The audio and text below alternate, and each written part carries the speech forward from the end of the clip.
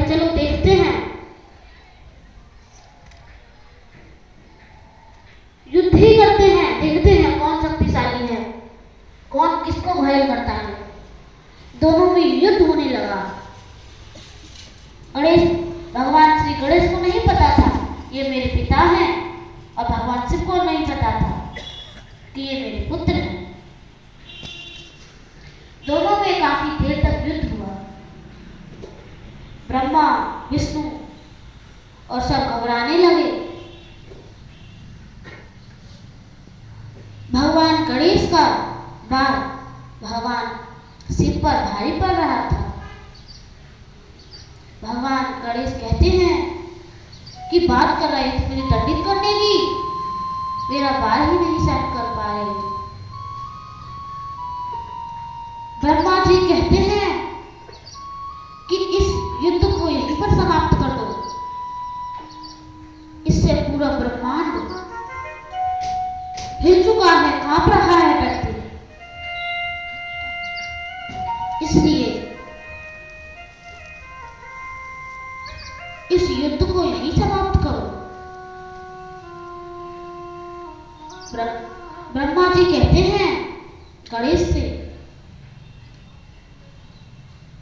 कि पुत्र, तुम भगवान शिव से माफी मांग लो, भगवान शिव तुमको क्षमा कर देंगे। भगवान गणेश कहते हैं मेरी गलती नहीं, मैं माफी क्यों मांगू? माफी ये मांगेंगे मुझसे, मैं अपनी माता का आदेश का पालन कर रहा था, ये पहले आए थे, अब मुझसे युद्ध करने लग गए, तो इसमें मैं माफी क्यों मांगू? ब्रह्मा जी कहते हैं भगवान शिव से कि स्वामी आप ही माफी मांगो। भगवान शिव कहते हैं मैं क्यों माफी मांगू? इस बच्चे से मेरा घर, मुझे अपने घर में जाने के लिए किसी से अनुमति क्यों लेनी है?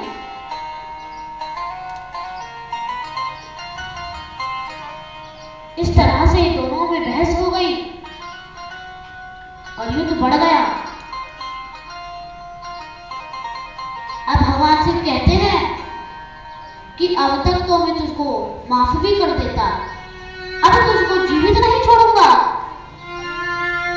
और अपने त्रिशूल को फेंक कर मारा, और वो त्रिशूल भगवान गणेश की गर्दन में लगा। गर्दन कट गई। अब भगवान गणेश माता माता चिल्लाते हैं, और जब ये आवाज माता पार्वती के कानों में पहुंची तो वह दौड़ती हुई आई, तो उन्होंने देखा कि उनके पुत्र का वहां पर धड़ पड़ा था, तो वह क्रोध में भर गई।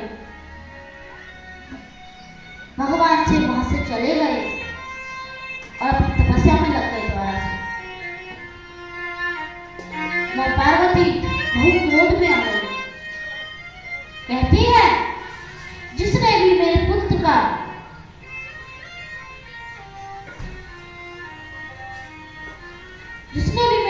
की गर्दन काटी है, मैं उसको जीवित नहीं छोड़ूंगा, और जब मेरा पुत्र ही नहीं तो मैं भी नहीं, और जब मैं नहीं तो ब्रह्मांड भी नहीं।